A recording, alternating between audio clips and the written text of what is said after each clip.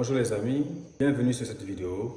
Sur cette vidéo, nous allons apprendre à reconnaître un polynôme du second degré, à reconnaître le discriminant d'un polynôme du second degré, à déterminer les racines éventuelles de ce polynôme. C'est parti. Un polynôme du second degré s'écrit sous la forme p de x égale ax au carré plus bx plus c.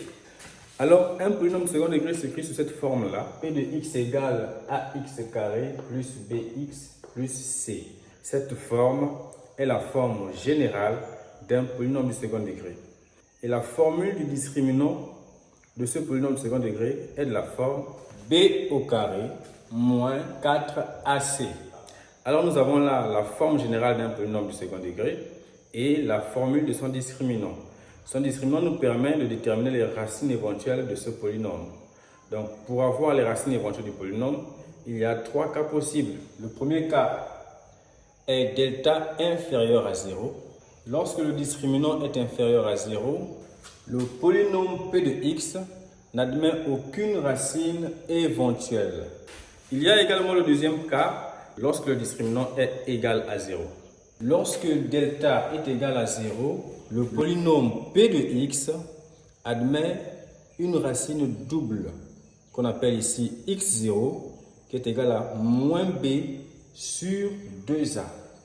P de x admet une forme factorisée qui est de la forme p de x égale a facteur de x moins x0, qui est effectivement la racine éventuelle, le tout élevé au carré. Il est également important de rappeler que lorsque le polynôme n'admet aucune racine, le polynôme n'admet pas non plus de forme factorisée. Alors, il y a également un troisième cas, le discriminant supérieur à 0. Il est donc important de retenir par cœur la formule du discriminant d'un polynôme du second degré.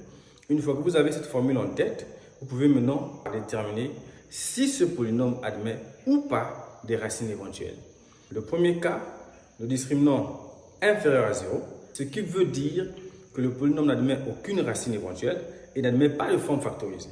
Le discriminant égal à 0, ce qui revient à dire que le polynôme admet une seule racine éventuelle qui est x0 égale à moins b sur 2a.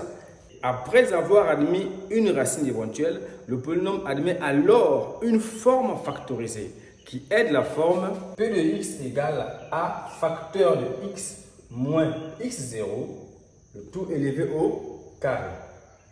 A facteur de x moins x0, le tout élevé au carré. Passons maintenant au discriminant supérieur à 0. P de x admet deux racines éventuelles, x1 et x2. x1 égale à moins b moins racine de delta, le tout sur 2a. Et x2 égale à moins b plus racine de delta, le tout sur 2a. Lorsque le discriminant est supérieur à 0, non seulement le polynôme admet deux racines éventuelles x1 et x2, mais le polynôme admet également une forme factorisée que nous allons voir tout de suite.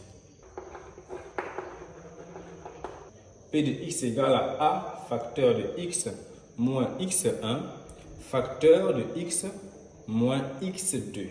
Nous avons ici fait le tour concernant la détermination des racines d'un polynôme du second degré et sa forme factorisée.